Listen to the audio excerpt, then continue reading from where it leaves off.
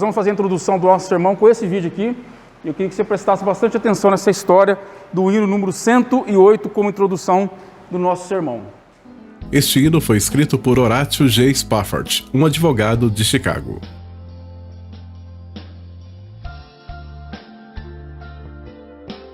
Você deve estar pensando que para escrever um hino com o título de Sou Feliz, o autor devia ser um homem muito rico e estava passando por um momento maravilhoso e com tudo dando certo em sua vida. Mas esta frase, se a dor a mais forte sofrer, sou feliz com Jesus, mostra algo totalmente diferente. Eis a verdadeira história. Horatio Gates Spafford nasceu no dia 20 de outubro de 1828 em Lansbury, Hyssler, County, Nova York, Estados Unidos. Horatio, ainda jovem, mudou-se para Chicago, onde começou a trabalhar como advogado. Em 1861, casou-se com uma jovem chamada Anna Tubin Larsen. Em 1870, Horatio e Anna Spafford já tinham tido um filho chamado Horatio e 3 filhas chamadas Anne, Meg e Bessie. Mais tarde teria uma outra filha chamada Tanetta. Neste mesmo ano, em 1870, seu filho de apenas 4 anos morreu em consequência de uma febre muito forte. E a família Spafford sofreu seu primeiro impacto. No dia 9 de outubro de 1871, acontece um dos maiores incêndios da história dos Estados Unidos. Este incêndio matou cerca de 250 pessoas e deixando quase 90 mil pessoas desabrigadas. Horatio teve uma grande perda financeira por causa do incêndio, que destruiu cerca de 1/3 da cidade. Mesmo assim, ele e sua esposa trabalharam intensamente durante 2 anos, ajudando as vítimas a reestruturarem as suas vidas. Horatio era amigo do grande evangelista Dalton L. Moody, que também morava em Chicago. E em 1873, Horatio e sua esposa decidiram ir até a Europa, onde iriam encontrar o Moody em uma das suas cruzadas evangelísticas. Planejavam também visitar a Europa continental. Toda a família viajou para Nova York para então pegar o navio, mas um compromisso no último momento o impediu de viajar. Então, ele enviou sua esposa e suas 4 filhas na frente no navio SS Ville du Havre. Ele iria encontrá-las assim que pudesse. Então, no final de novembro de 1873, o navio partiu para a Europa com Ana, as 4 filhas do casal e mais aproximadamente 310 passageiros, e Horatio voltou para Chicago. Então aconteceu uma tragédia. Na madrugada do dia 22 de novembro de 1873, no Atlântico Norte, o navio em que a família de Horatio estava se chocou com outro navio inglês e afundou em apenas 12 minutos. 226 pessoas morreram nesse naufrágio, incluindo as 4 filhas de Horatio. Somente 90 pessoas sobreviveram, entre elas Anna Spafford. Logo que chegou a um lugar seguro, após ter sido resgatada, Anna enviou um bilhete, no dia 1º de dezembro de 1873, para seu marido com uma triste mensagem: salva, porém só. O bilhete escrito por Anna. Imediatamente, Horatio pegou um navio e foi ao encontro de sua esposa. Em um momento de sua viagem, Spafford foi avisado que estava passando perto do local onde suas filhas haviam morrido no acidente e se sentiu profundamente comovido. Ele então voltou para sua cabine e começou a escrever: se paz a mais doce me deres gozar, se dor a mais forte sofrer, ó seja o que for, tu me fazes saber, que feliz com Jesus sempre sou. Este belo hino foi escrito em um momento de muita dor, mas ao mesmo tempo em um momento em que ele pôde sentir o conforto da paz que está acima de todo entendimento humano, que só Cristo pode dar. Deixo-vos a paz, a minha paz vos dou. Não vou-la dou como o mundo a dá. Não se turbe o vosso coração, nem se atemorize. João 14, 27. João capítulo 6, verso 16 ao verso 21, vamos ler o texto? João capítulo 6, verso 16 ao verso 21. Faremos assim uma leitura alternada. Jesus é a nossa paz em tempos de crises. É o que o mundo mais precisa hoje, é de paz. João capítulo 6, verso 16 ao verso 21. Amém? Leitura responsiva, diz assim a palavra do Senhor. Texto conhecido, né? Jesus andando sobre o mar. Ao descambar o dia, os seus discípulos, aqueles que andavam com Jesus, desceram para o mar.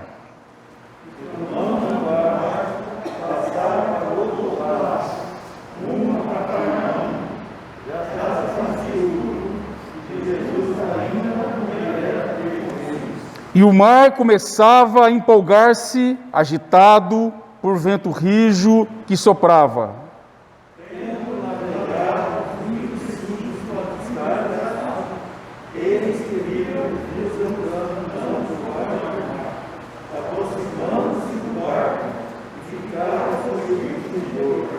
Mas Jesus lhes disse: sou eu, não temais. Então eles, de bom grado, o receberam, e logo o mar chegou ao seu destino. Amém. Vamos orar? Irmão Fernando. Amém, amém. Jesus é nossa paz em tempos de crises. Uma pergunta para nós iniciarmos, para você pensar. Você está decepcionado com Deus? Você conhece pessoas que estão decepcionadas com Deus? Quantas pessoas hoje estão atormentadas, desesperadas, e vão até Cristo na esperança de que eles as poupe do sofrimento? Querem a todo custo ser felizes e resolverem o seu problema no aqui e agora. Depois de buscar várias tentativas, resta-lhe apenas uma opção: Jesus. Então, essas pessoas recorrem a Ele, cheio de esperança, porque ouve dizer que se essas pessoas irem à igreja, lá, os seus problemas, os seus conflitos, as suas desilusões amorosas, as suas enfermidades, principalmente no contexto hoje, as suas dificuldades financeiras, os seus transtornos emocionais, psiquiátricos, vai resolver. Uma frase conhecida hoje no século XXI, principalmente no Brasil, é: Jesus é a solução do seu problema. Aqui e agora. Então, as pessoas agitadas, a multidão desesperada, começam a correr atrás daqueles que passam uma mensagem que elas querem ouvir. Uma mensagem que, se elas forem à igreja, se elas fazerem campanha, se elas pagar algum sacrifício, os seus problemas aqui nesse mundo serão resolvidos. Basta ter fé, basta decretar, basta fazer campanha. Isso você nunca ouviu, né? E tudo será resolvido neste mundo, caído, em pecado. Primeira coisa que eu queria dizer para você: tudo isso é mentira. Jesus não promete isso. Jesus promete que Ele estará conosco até a consumação do século. Mas Jesus nenhuma vez prometeu que nós teríamos uma vida fácil nesse lugar. Você tem que colocar isso na sua mente. Você acabou de ver agora um testemunho de um homem crente, que tinha programado a sua viagem com a família, suas filhas lindas, para o encontro com o grande evangelista da época, D.L. Moody, uma conferência. E esse homem vai e manda a sua família Por uma questão de compromisso, ele não pôde estar junto no navio. E simplesmente aquelas crentes em Jesus Cristo, indo ao encontro para ver a grande conferência missionária, sofrem um acidente e as suas filhas morrem. E a pergunta é: cadê Jesus? Cadê esse Jesus, esse Deus que pregam, que falam, que cura, que ensina, que livra? Aí você vê a diferença daqueles que são clientes da igreja e aqueles que são servos de Deus. Porque o servo de Deus, como Horácio, quando ele passou por essa situação, em nenhum momento ele reclamou, resmungou, murmurou, simplesmente disse, ele entendeu o momento que ele estava vivendo, e ele disse que Jesus era suficiente para ele. A pergunta para você nessa noite: Jesus é suficiente para você? Ou você precisa de algumas coisas para fazer você mais feliz? Será que basta ter fé, fazer sacrifício, campanha para que Jesus resolva o meu problema, aqui nesse lugar chamado mundo? E é interessante que o problema surge quando se descobre que a tormenta não passa, quando você olha para o texto. Que Deus não os livrou dos ventos, mesmo aqueles homens que andavam com Jesus, que viam os milagres de Jesus, que conheciam, entre aspas, Jesus, eles mesmos duvidaram. Porque as coisas, quando eles partem com o barco, no momento que eles estão indo para Cafarnaum, o bicho pega, o mar fica revolto, eles ficam preocupados, ficam com medo, mesmo sabendo, mesmo andando, mesmo conhecendo quem era Jesus. E as pessoas acham que indo para a igreja, os seus problemas resolverão da noite para o dia, Zé. Será? E nós vemos na prática, principalmente no conselho, quando nós trabalhamos com a questão do conselho pastoral, que as coisas na prática e na vida real é diferente. A vida continua dura, os filhos continuam dando trabalho, o cônjuge não mudou nada, às vezes fica até pior. O dinheiro não está faltando, nós estamos sem paz muitas vezes, ou seja, aquela promessa de que Cristo ia nos ajudar nas causas impossíveis, não se cumpre. E o crente então se decepciona, porque ele não entendeu o que é a soberania de Deus. Pior, ele se ilude. E agora ele vive uma vida amargurado, decepcionado, com um agravante, dizendo: por que Deus não se importa com os meus problemas? E ele fica agora decepcionado, e a pergunta é: o que deu errado? Decepcionado com Deus, decepcionado com os irmãos da igreja, decepcionado com a igreja, amargurado, um coração cheio de amargura, e não entendeu ainda que ele precisa de Jesus, e não da igreja. O que eu e você precisamos não é de uma religião. O que eu e você nós precisamos é que Jesus Cristo seja o nosso Senhor. Não basta Jesus ser somente o seu Salvador. Ele tem que ser o seu Salvador e principalmente o seu Senhor.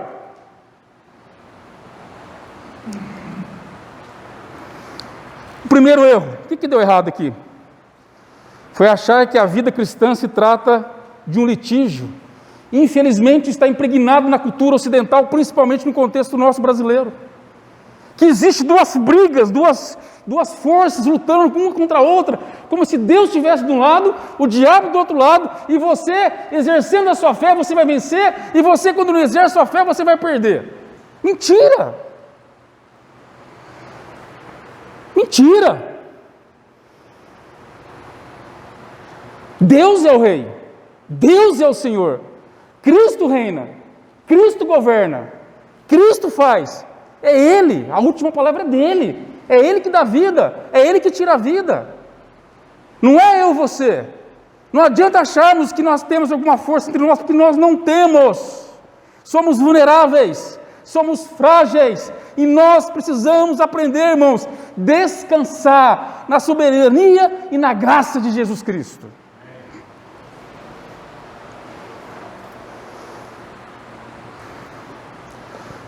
Se você tiver fé, você vai vencer.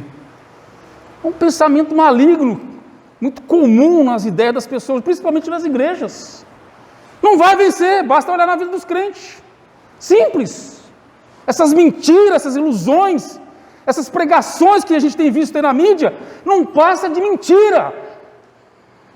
Vamos ver na vida real, como cada crente tem enfrentado esse desafio, por exemplo, do Covid-19. Pessoas doentes emocionalmente, pessoas com depressão, pessoas passando por problemas difíceis. Cadê o Deus delas? Mas aquelas que estão em Cristo Jesus sabem que Jesus está com elas, independente da situação. E essa espiritualidade brasileira é doentia, esquizofrênica. Tem um livro que eu gosto muito chamado Um Chamado à Reforma Espiritual, do Dr. Carson. Ele fala uma coisa que me chamou a atenção. Ele fala que a piedade cristã repousa na submissão à vontade de Deus, não na nossa vontade. Não na nossa vontade. Deus tem os seus propósitos, e a vontade de Deus sempre vai prevalecer na nossa vida, você querendo ou não. Você não muda as circunstâncias, Deus muda. O que nós precisamos é aprender a descansar na soberania de Deus.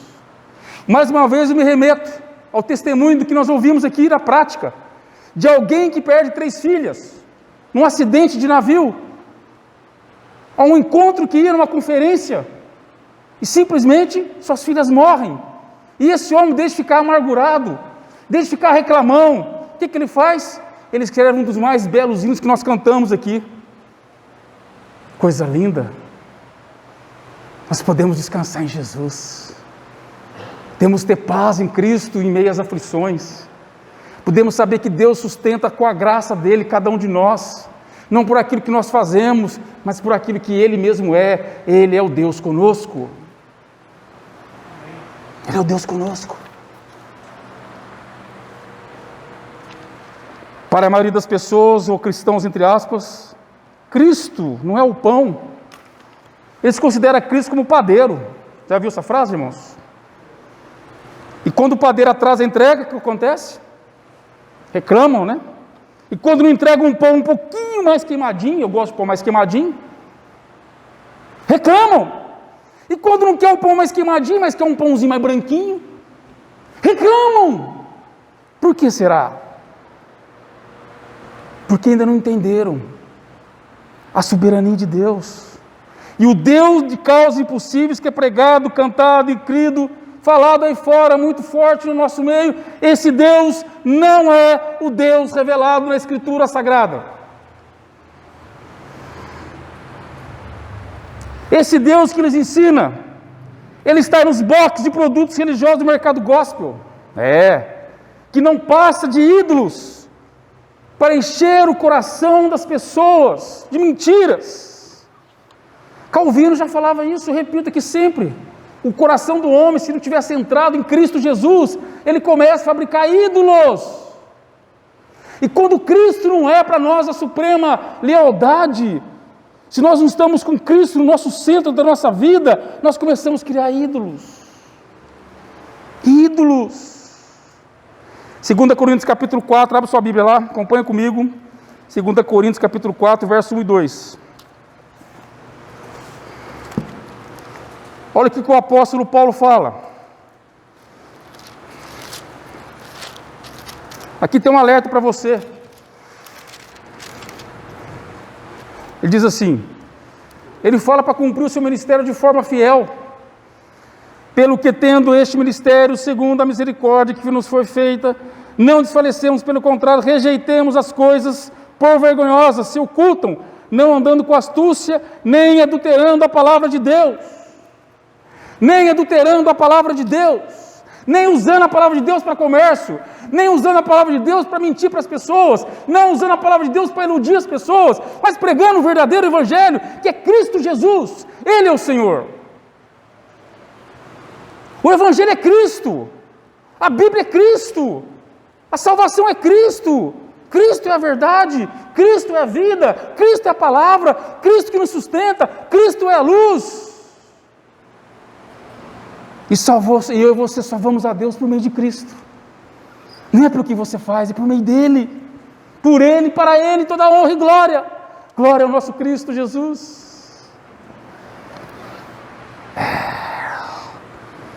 Venha Jesus e os seus problemas resolverão. Já viu essa frase, irmãos? Venha para Cristo e você será um homem vitorioso, né? Venha para Cristo e você vai prosperar. Venha para Cristo e você vai resolver os seus problemas conjugais. Aí você ora para a Escritura. E eu vou usar apenas 2 versículos aqui da Bíblia. Eu acho que Paulo não era crente, porque tanto que ele sofreu, com a teologia dele, eu não sei o que está fazendo aqui escrito na Bíblia. 2 Coríntios, capítulo 11. Olha aí o que Paulo passou. Vamos ver se essa teologia tem a ver com a Escritura. 2 Coríntios, capítulo 11, verso 24. Os irmãos nos ajudem aí, tá? Para não cansar a voz do pastor. 24, o pastor vai ler. Paulo dizendo, vamos lá, vamos ver se serve para a teologia de hoje. 5 vezes recebi dos judeus uma quarentena de açoites. Vai, igreja. Fui 3 vezes crucificado, uma vez apedrejado, e na praia 3 vezes. Uma noite e um dia passei na praia do mar. Em jornada, muitas vezes, em perigo de rios, em perigo de salteadores, em perigo de patrícios, em perigo entre os gentios, em perigo da cidade, em perigo no deserto, em perigo no mar, em perigo entre falsos irmãos. Trabalho da vida, em vigílias, muitas vezes, em fome e sede, em jejum, muitas vezes, em frio e nudez. Pois é. Esse é o Evangelho. Esse é o Evangelho. O Evangelho do apóstolo Paulo nos prova que ele, apesar do sofrimento, Cristo estava com ele. Apesar do naufrágio, Cristo estava com ele. Apesar de preso, Cristo estava com ele. Apesar de instigado, Cristo estava com ele. Apesar de blasfemado, Cristo estava com ele. Não é esse evangelho barato hoje, que acha que é ser cristão, você frequentar uma igreja. Não! É muito mais que isso. Você servir a Jesus é o discípulo radical, é o evangelho da cruz, é onde nós olhamos para a cruz e independente do que nós passamos, Cristo está conosco. Porque a graça dele nos basta. Não é coisas deste mundo. 2 Timóteo capítulo 4. Vamos ver se você entende esse texto interessante de Paulo, como que ele termina a sua vida e o seu ministério. Acredito que ninguém gostaria de terminar a sua vida assim. Mas vamos lá. O que a Bíblia diz, né? 2 Timóteo capítulo 4, verso 10. Diz assim: porque Demas, tendo amado o presente século, me abandonou. 11, os irmãos. Somente Lucas está comigo. 12, quanto a Tríquico, mandei-o até Éfeso. 13, os irmãos. Quando vieres, traz a capa que deixei quase em casa do carro, entre os livros, especialmente os pergaminhos. Alexandre, o aitoeiro, causou-me muitos males. 16. Na minha primeira defesa, ninguém foi a meu favor. Antes, todos me abandonaram. Que isso não seja pouco encontro. 17, todos juntos. Mas o Senhor me assistiu e me revestiu de força para que, por meu intermédio, a pregação fosse plenamente cumprida a todos os gentios e ouvissem, e fui libertado da boca do leão. Esse é o Evangelho. Olha como Paulo passou, olha o que Paulo sofreu, olha como Paulo terminou a sua vida, preso, abandonado, decapitado, mas fiel a Deus, porque Deus estava com ele em meio à sua morte. Não é esse evangelhozinho baratinho que se tem hoje, não. O crente tem que ser alguém fervoroso, tem que ser alguém ativo, tem que ser alguém que ama Cristo, dê a vida por Cristo, e se possível, morra por Cristo. Chega desse evangelho barato. Jesus pagou um alto preço por cada um de nós.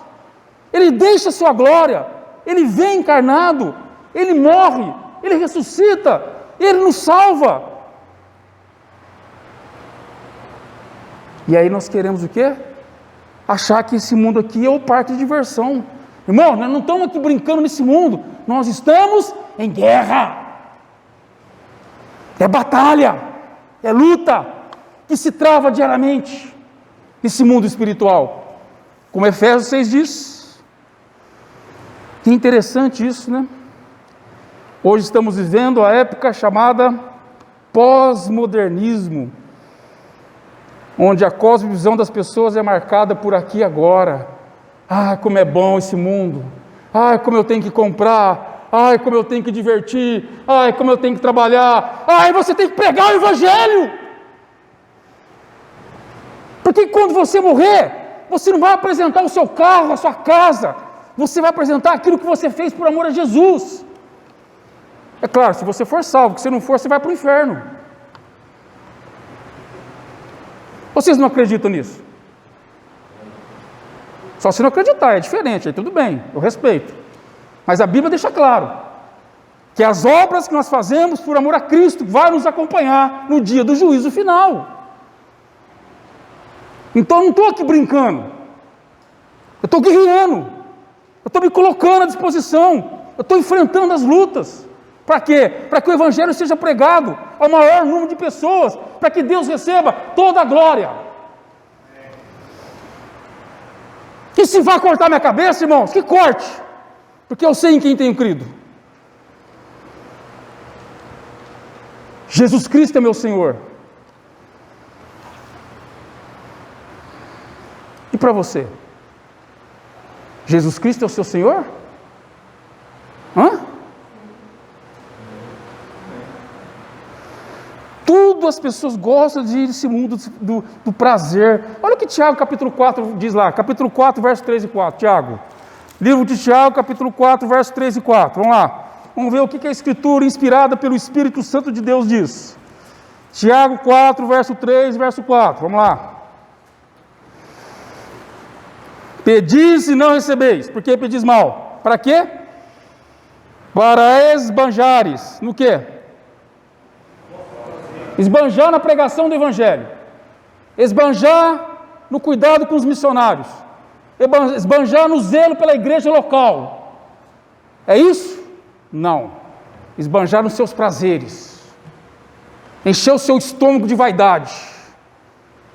Continua. Olha a palavra, essa palavra significa aqui, ó, essa palavra significa adultério, no grego. Chama as pessoas de adúlteras. Ah, é forte, pastor? Não, vai ler a Bíblia. Está no original.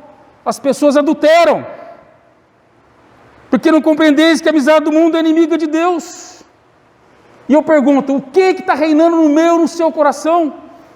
O que está no centro da nossa adoração? Quem que está ganhando a batalha aqui dentro de nós, na nossa mente? É Cristo Jesus, o Senhor?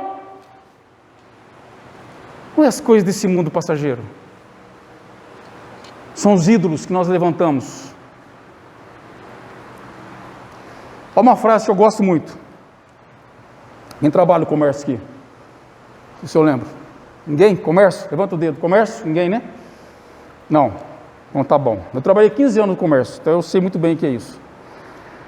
Ele fala que interessante. Fiéis, pois tudo é que esses fiéis acabam se decepcionando com Deus. Ele vai falar, por quê? Porque são consumidores e não clientes e servos.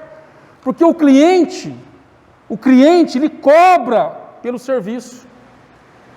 Eu cobro pelo serviço.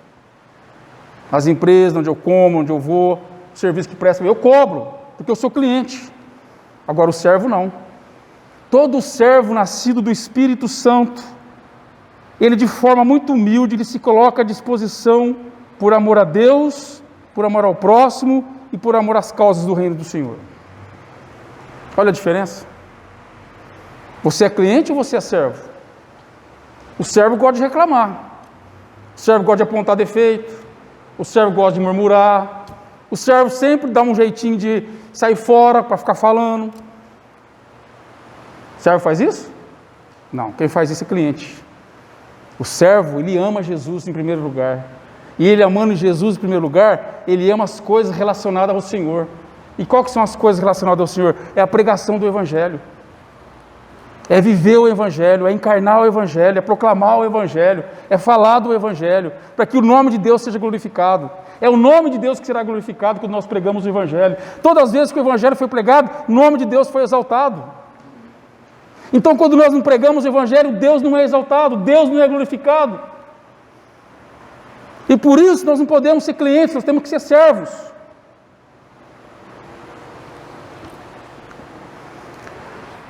O contexto nosso aqui da narrativa é Jesus andando sobre o quê, André? Sobre o mar, não é? Jesus está andando aonde? No mar. Para encontrar com quem? Com seus discípulos. Onde?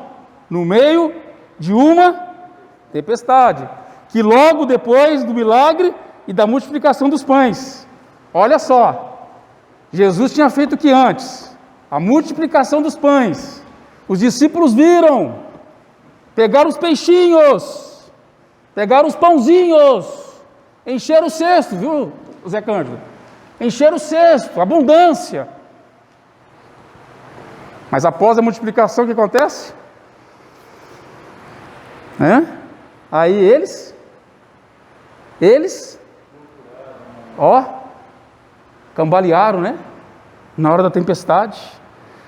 Após o milagre da multiplicação e a travessia milagrosa do mar revolto, Jesus volta a conversar com a multidão, que literalmente ia atrás de Jesus em busca de quê, irmãos? Como diz o texto. O que a multidão buscava em Jesus? O que a multidão busca hoje em Jesus? O que a multidão busca hoje em Jesus? Pão, peixe. É isso que eles querem. Eles querem alimentar, saciar.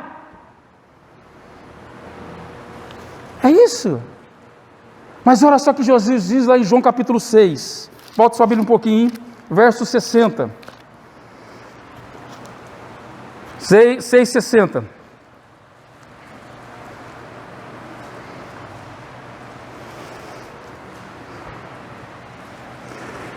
Acharam aí, queridos?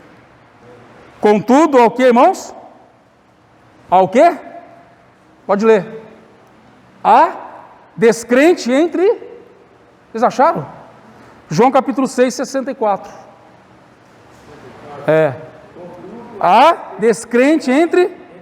Pois Jesus sabia... Desde o princípio, que quais eram os que não criam, porque havia traído. Olha aí.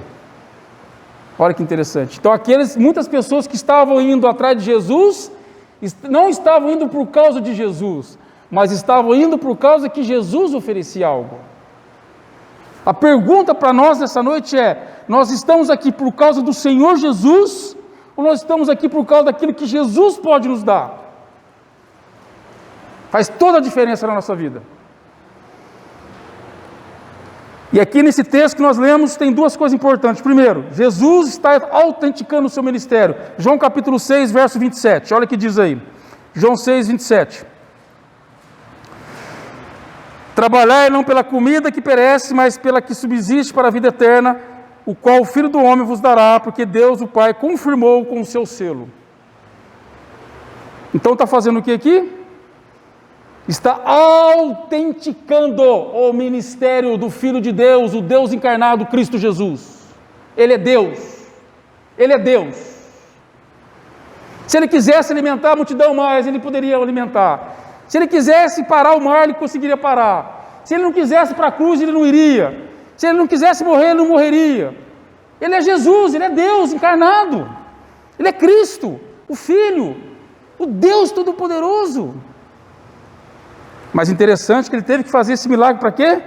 Para autenticar o seu ministério. Olha João 6,33. Olha o que diz aí, 33 e 35. Por favor, irmãos, pode ler para nós.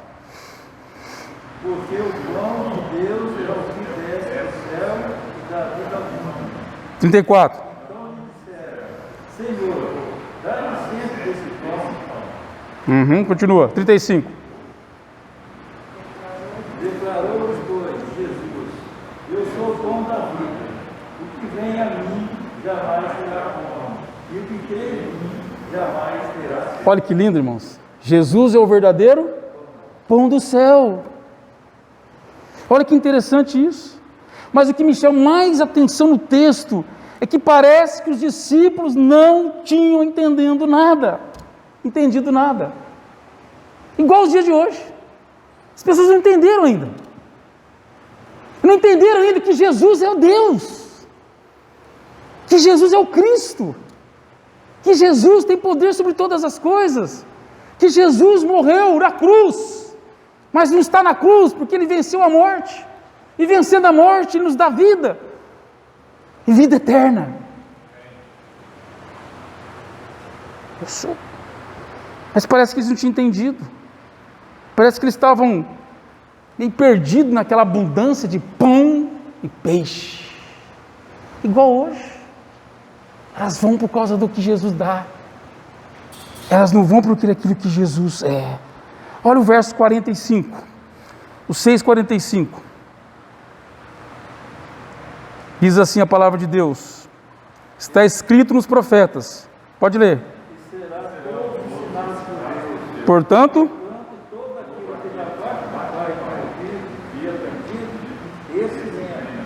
não que alguém tenha visto o Pai, salvo.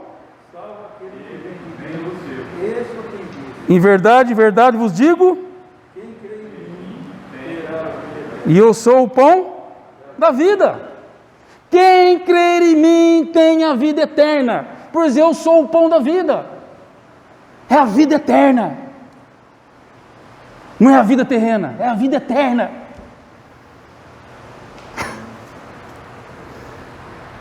O coração dos discípulos está interessante, parece que eles não tinham entendido isso aí. Parece que eles estavam com o coração duro. Os 12, a exemplo da multidão, tinham olhos para ver, mas não viam, ouvidos para ouvir, mas não ouviam. Eles tinham participado dos milagres. Mas na hora que entraram no barco e viu a tempestade, viu Jesus lá, aquilo lá, ficaram com medo. Por que eles ficaram com medo? Simples. Eles não compreenderam quem era Jesus. O eu sou. O Deus cheio de graça e de verdade. O Cristo Jesus. Eles não tinham entendido isso. Por que ficaram com medo? Uma das coisas que me surpreendeu nessa pandemia foram o tanto de pessoas que se apostataram, o tanto de pessoas que não estão crendo na soberania de Deus. Parece que de fato revelou muitas coisas nesse momento da crise. Muitas coisas. As pessoas me falaram assim, algumas pessoas me falaram assim: ah, pastor, nessa crise muita gente vai procurar a igreja. Aí eu participando de um congresso dessa semana, e eu ouvi de vários pregadores e pastores renomados da nossa igreja dizendo: as coisas estão voltando ao normal. Citou até o exemplo no Rio de Janeiro. No Rio de Janeiro as coisas estão tão normais que voltou o problema do trânsito. As pessoas continuam a voltar a xingar. Com a pandemia tinha parado, mas agora com o trânsito, muitas pessoas, muita preocupação com o dia a dia, muita correria com o dia a dia, então voltou ao normal, vamos voltar à vida como era antes. E é verdade. Não mudou muita coisa no coração das pessoas, não. Sabe por quê? Porque Jesus nunca fez parte do coração dessas pessoas. Nunca fez. Porque se Jesus fizesse, essa pessoa estava com Cristo, procurando as coisas de Cristo, vivendo para Cristo, independente do coronavírus ou da pandemia. Aliás, a crise serve de fato para revelar quem nós somos, o que nós adoramos, com quem nós gastamos e quem nós amamos. É isso que a crise faz. Ela tira essa casca e essa máscara de hipocrisia e revela de fato o que está na nossa essência. Jesus precisou literalmente colocá-los numa tormenta. É o verso 45, 6,45. O que diz aí? Marcos 6,45. Volta um pouquinho a Bíblia. Eu usei dois textos aqui, esqueci de ler o outro. Olha o Marcos 6,45. Diz assim: Logo a seguir, compeliu Jesus os seus discípulos a embarcar e passar adiante para o outro lado, a Betsaida, enquanto ele despedia a multidão. Jesus compeliu os seus discípulos a embarcar. Jesus fez que esses discípulos fossem. Vai. Olha que lição, irmão. Sabe o que às vezes é necessário acontecer na minha vida e na sua vida? É necessário Jesus arrancar tudo de nós, para mostrar que Ele é o Deus e o Senhor. Lembra dessa história, pelo menos, que você ouviu hoje. Jesus arrancou as 3 preciosidades daquele homem, as 3 lindas filhas daquele homem, que ele amava tanto de coração, mas foi preciso Jesus tirar aquelas filhas dele. E ele escreve esse belo hino que marca corações e gerações, dizendo que em momentos difíceis, momentos de crise, momentos de dificuldade, Jesus é a nossa paz.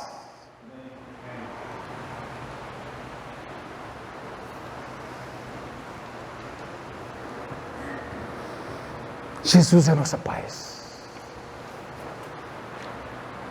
Jesus é a nossa paz. Jesus não quer que seus discípulos fiquem iludidos, enganados. Simplesmente quer nos mostrar que a presença dEle nos basta. E eu não preciso de mais nada a não ser da presença de Cristo na minha vida. E eu queria deixar para você se você possa entender que Jesus Cristo é o seu sustento, que Jesus Cristo é o seu alimento e que Jesus Cristo é a sua salvação. Fora disso, irmãos, é perdição, é angústia, é crises profundas, é decepções.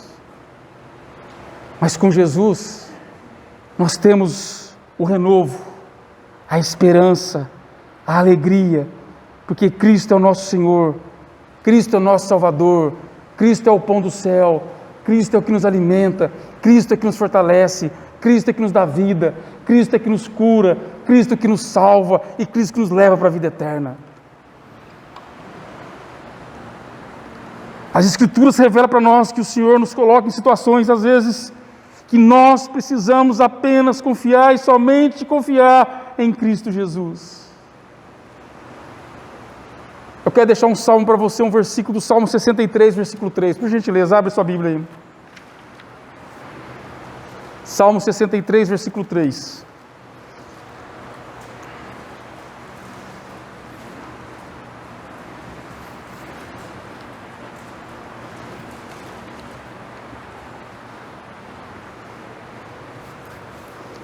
O que diz Salmo 63, verso 3?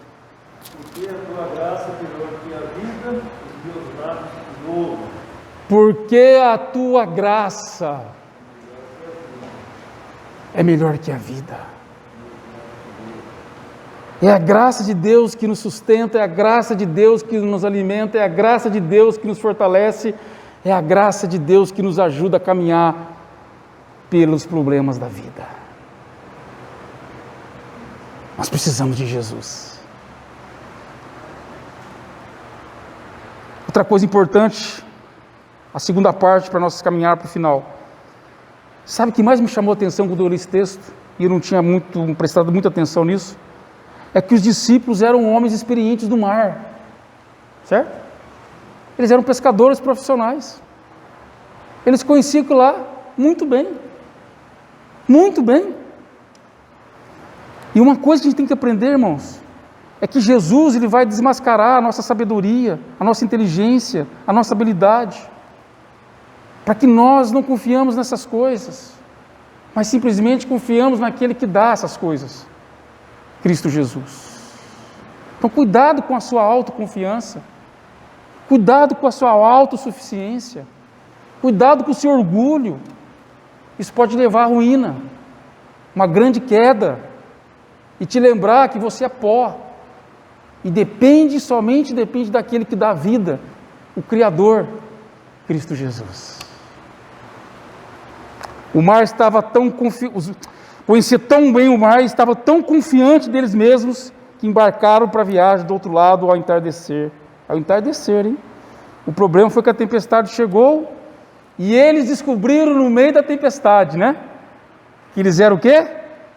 Frágeis, impotentes, vulneráveis, pescadores de experiência, impotentes, remando, mas não chegando a lugar nenhum. Eu fiquei pensando agora nesse momento que nós estamos vivendo,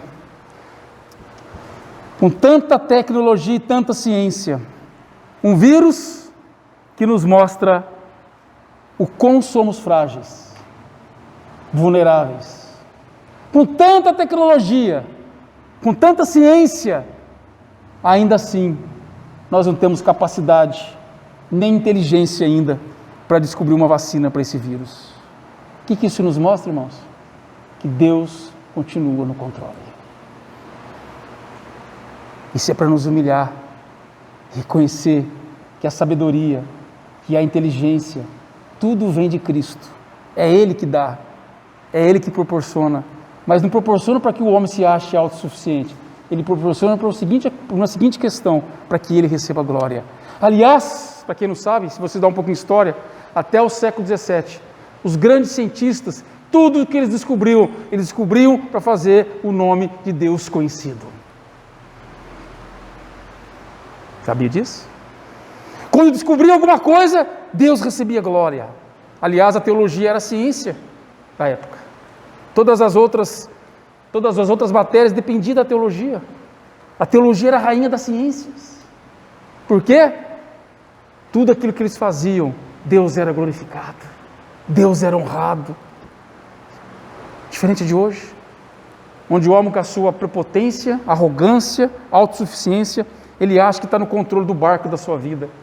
E Jesus nos prova nesse texto aqui, que mesmo os discípulos experientes, homens dotados de sabedoria, conhecedores do mar, mesmo esses homens não conseguiram resolver o problema da tempestade. Sabe qual que é a lição para hoje? Não seja você aquele que esteja direcionando a sua vida por você mesmo. Não seja você, seja Cristo. Quando você se achar que você é aquele que pode pilotar o seu próprio barco, você pode afogar em breve. Mas quando você se lembrar que Jesus pode ser o seu capitão e te ajudar a caminhar pelas tempestades da vida, você de fato vai chegar do outro lado com Cristo Jesus. Quem está no barco da sua vida? Quem está direcionando os seus passos? Você? Pelos seus achômetros? Ou Cristo Jesus, pela revelação da sua palavra, te ensinando, te abençoando, te iluminando, te clareando para aquilo que você faça, para que você cumpra a sua jornada aqui na terra, que um dia e em breve você estará junto com Jesus. Irmãos, nós estamos de passagem. A vida é peregrina. A nossa vida é uma jornada. Nós estamos aqui de passagem. Estamos caminhando para o outro lado em breve. Então nós temos que viver nesse mundo como peregrinos, confiando na obra redentora de Jesus, colocando nossas vidas, colocando os nossos negócios, colocando o nosso coração, nossa família, tudo nos braços de Cristo.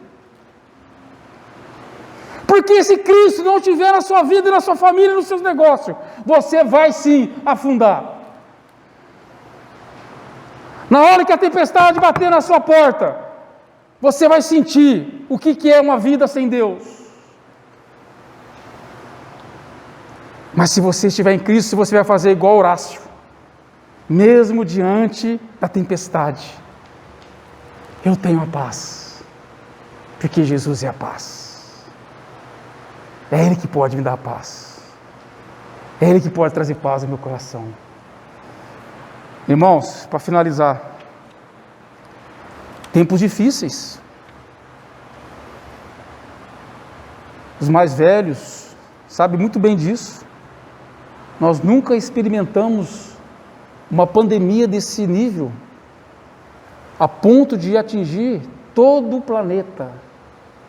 Tempos difíceis. Mas uma coisa me chama a atenção, e é aqui que eu queria terminar, para que você possa lembrar sempre disso.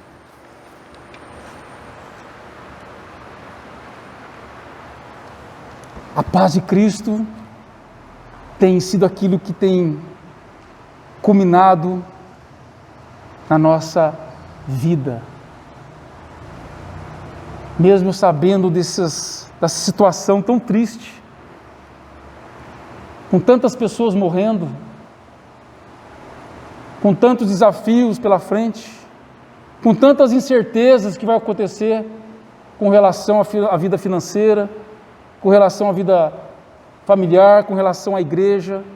Uma coisa eu tenho certeza, Jesus diz assim: eis que estou convosco todos os dias, até a consumação do século.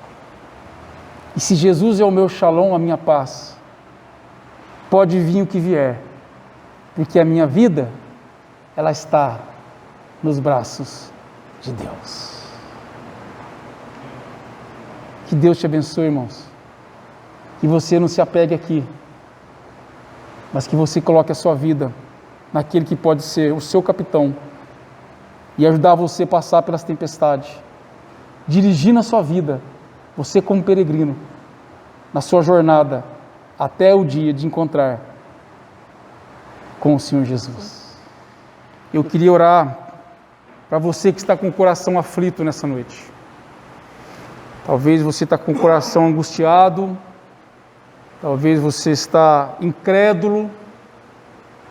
Quem sabe o Senhor falou ao seu coração nessa noite, que mesmo diante das circunstâncias que nós estamos enfrentando, Jesus pode nos dar paz. E a minha oração para você nessa noite é que você saia daqui com o coração cheio de paz. Não a paz do mundo, mas a paz de Cristo. Feche seus olhos por um instante. Coloque mais uma vez a sua vida na presença do Senhor. E vamos pedir que o Senhor venha nos abençoar nessa noite, trazendo a paz ao nosso coração. Pai, mais uma vez, obrigado, Deus, pela Tua palavra, Pai. Obrigado, Senhor Jesus, porque a Tua palavra é fiel, ela é verdadeira, e ela vem em encontro ao nosso coração. Que nessa noite, em nome de Jesus e no poder do Espírito Santo, que o Senhor possa visitar, ó Deus, cada coração nessa noite, ó Pai. O Senhor conhece aqueles que estão enfrentando desafios, medos, angústias, decepções. Oh, meu Deus, pela Tua graça, pela Tua maravilhosa graça, Senhor, venha ao encontro desses corações, ó Deus. Que o Senhor venha manifestar no coração de cada um, através do Teu Espírito, ó Pai, a paz do Senhor, ó Deus. E que nós, o povo do Senhor, saiamos nessa noite, crendo nas promessas do Senhor, ó Pai. A Tua palavra diz que eis que o Senhor está conosco até a consumação do século. E nós pedimos que de fato isso seja real em nossas vidas. Que cada um aqui saia consciente, confiante e sabendo que mesmo diante da crise, o Senhor está ao nosso lado. Que o Senhor nos abençoe nessa noite. Que o Senhor nos guarde em nome de Jesus. Que a graça do Senhor Jesus, que o amor de Deus e o Pai, e que as tenras consolações do Santo Espírito de Deus seja com todo o povo de Deus espalhado pela terra, hoje e até o glorioso dia do nosso encontro com o nosso Senhor e o nosso Salvador, Jesus Cristo, o Senhor. Amém.